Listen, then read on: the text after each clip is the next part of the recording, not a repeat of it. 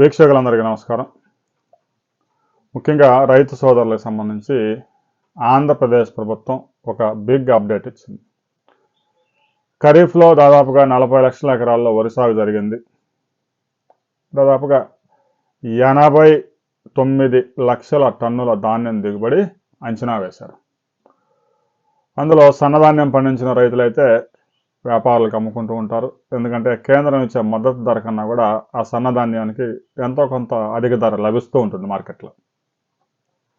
ఇక దొడ్డు రకాలు, లావు రకాలు అయితే కేవలం ప్రభుత్వమే కొనుగోలు చేయాలి. వ్యాపారస్తులు పెద్దగా కొనుగోలు చేయరు. కొనుగోలు చేసినా కేంద్రం ఇచ్చే మద్దతు ధర కన్నా కూడా తక్కువ కొనుగోలు చేస్తూ ఉంటారు. అందువల్ల రైతు సోదరులంతా ఈ దొడ్డు రకాలు సాగు చేసిన అన్నీ కూడా సివిల్ సప్లై ఏదైతే ఉందో సంస్థ, పౌర సరఫరాల శాఖకి అమ్ముతూ ఉంటారు. రాష్ట్ర ప్రభుత్వం ఈ ఖరీఫ్ సీజన్లో 50 లక్షల టన్నుల ధాన్యం కొనుగోలు చేసేందుకు కేంద్రం అనుమతులు ఇచ్చింది.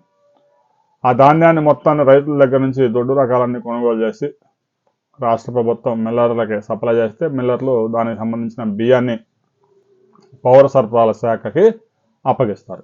ఈ కార్యక్రమం వేగవంతంగా జరుగుతుంది. 50 లక్షల టన్నులు కొనుగోలు చేయడానికి మాత్రమే రాష్ట్ర ప్రభుత్వానికి అనుమతి ఉంది. ఇప్పటికే 20 లక్షల టన్నుల ధాన్యం కొనుగోలు చేశారు. 8 కోట్ల గోతాలు కూడా అందుబాటులో ఉంచారు. రైతులకు చెల్లించాల్సిన నగదు కూడా 5,000 కోట్ల రూపాయలు ధాన్యం కొనుగోలు చేసిన 24 గంటల్లోనే రైతుల ఖాతాలో పడతాను. అయినా కూడా హార్వెస్టింగ్స్ పెద్ద ఎత్తున జరుగుతూ ఉన్నాయి కాబట్టి కృష్ణా డెల్టా, గోదావరి డెల్టాలో ఇంకా రైతులు ధాన్యం అమ్ముకునేందుకు వారం 10 రోజుల వరకు ఇబ్బందులు పడుతున్నారు.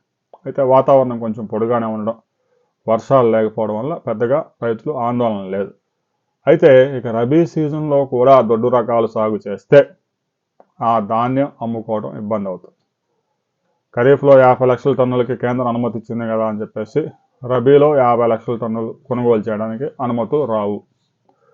కొంత ధాన్యం అయితే కొనుగోలు చేస్తారు, కానీ పెద్ద ఎత్తున కొనుగోలు చేసే అవకాశం లేదు. రాష్ట్ర ప్రభుత్వం, ముఖ్యమంత్రి చంద్రబాబు నాయుడు, వ్యవసాయ శాఖ అధికారులు, వ్యవసాయ శాఖ మంత్రి స్పష్టంగా చెప్పారు. రబీలో సాధ్యమైనంత వరకు సన్న రకాలు సాగు చేసుకోండి.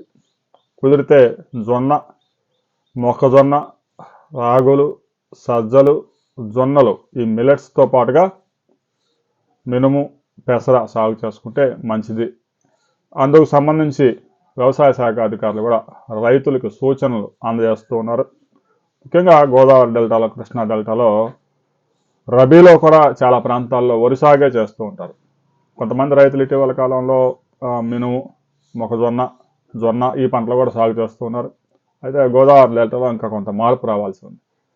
తెలంగాణ ప్రభుత్వం సన్నధాన్యాల సాగును ప్రోత్సహించేందుకు క్వింటాకు 500 రూపాయలు బోనస్ ఇస్తాం. దీంతో తెలంగాణ రైతులు 90% సన్నధాన్యమే సాగు చేస్తూ ఉన్నారు. ఆ ధాన్యం కొనుగోలు చేసి సివిల్ సప్లైస్ ద్వారా సన్న బియ్యాన్ని వినియోగదారులకు అందిస్తామని తెలంగాణ ప్రభుత్వం. రాష్ట్రంలో కూడా అలాంటి చొరవ రావాల్సి ఉంది. ఇక దొడ్డు రకాలకి దాదాపుగా కాలం చెల్లింది. సివిల్ సప్లైస్ కేంద్ర ప్రభుత్వం, రాష్ట్ర ప్రభుత్వాలు ప్రతి సంవత్సరం దేశవ్యాప్తంగా 4 లక్షల కోట్ల రూపాయల ఆహార ధాన్యాలకు రాయితీలు ఇస్తా ఉన్నాయి. 1 కేజీ బియ్యం సప్లై చేయడానికి 46 రూపాయలు ఖర్చు చేస్తా ఉన్నాయి. కానీ అవి ఎవరు తినడం లేదు. 10 రూపాయలకి ఆ రేషన్ డీలర్ దగ్గర అక్కడక్కడ అమ్ముకోవడం, ఆ బియ్యం చేతులు మారి కాకినాడ రేవు ధర ఆఫ్రికాకి ఎగుమతి అయిపోతూ ఉన్నాయి. 45 రూపాయలు కేంద్ర ప్రభుత్వం ఖర్చు పెట్టి లక్షల కోట్ల రూపాయల ఆహార ధాన్యాలకు ప్రభుత్వాలు ఖర్చు చేస్తూ ఉంటే ఆ బియ్యం ఎవరు తినడం లేదు, వినియోగించుకోవడం లేదు. ఆహార భద్రత చట్టం ఆహార ధాన్యాలని తప్పనిసరిగా సరఫరా చేయాలని చెప్తా ఉంది. దాంతో కేంద్ర రాష్ట్ర ప్రభుత్వాలు సప్లై చేస్తూ ఉన్నాయి. కాబట్టి రాబోయే రోజుల్లో తెలంగాణ ఏదైతే మంచి నిర్ణయం తీసుకుందో అలాంటి నిర్ణయం ఆంధ్రప్రదేశ్ ప్రభుత్వం కూడా తీసుకోవాలి. రైతులంతా సన్నధాన్యం పండించే విధంగా ప్రోత్సహించాలి. సన్న బియ్యం రేషన్ ద్వారా సప్లై చేయాలి. వచ్చే నెల నుంచి గోధుమ పిండి, జొన్నలు, రాగులు కూడా సరఫరా చేయడానికి రాష్ట్ర ప్రభుత్వం ఏర్పాట్లు చేసింది. రాబోయే రోజుల్లో దొడ్డు రకాలను పూర్తిగా ఆపేసి సన్న రకాలు సాగు చేసే విధంగా ప్రోత్సహించడంతో పాటుగా మిల్లెట్స్ సాగు పెద్ద ఎత్తున ప్రోత్సహించాలి. వాటి ప్రాసెసింగ్ సంబంధించిన యంత్రాలను కూడా రైతులకి అందుబాటులో ఉంచాలి. ముఖ్యంగా కొర్రలు కనుకైతే తినడానికి అనువైన కొర్రలు కేజీ 100 రూపాయల పైగా మార్కెట్లో అమ్ముతా ఉన్నాయి. ఒక్కసారి కూడా మందు పిచికారి చేయకుండా పండించడానికి అనువైన పంట కొర్రలు. నీటిపారుదల సౌకర్యం కూడా పెద్దగా అవసరం లేదు. 90 రోజులు 100 రోజుల్లో పంట చేతికి వస్తుంది. పెద్దగా మ్యాన్ పవర్తో అవసరం కూడా లేదు. ఎకరాకి 50,000 నుంచి 60,000 రూపాయల ఆదాయం వచ్చే అవకాశం ఉంది. రైతు సోదరులు పెద్ద ఎత్తున సాగు చేయవచ్చు. ఇక మొక్కజొన్న కూడా పెద్ద ఎత్తున సాగు చేయవచ్చు. ఒకసారి రైతు సోదరులు ఆలోచించండి, రబీలో వరి సాగుకు ప్రత్యామ్నాయంగా ఎలాంటి పంటలు వేయవచ్చు అనే విషయాన్ని ప్రతి రైతు కామెంట్ చేయండి.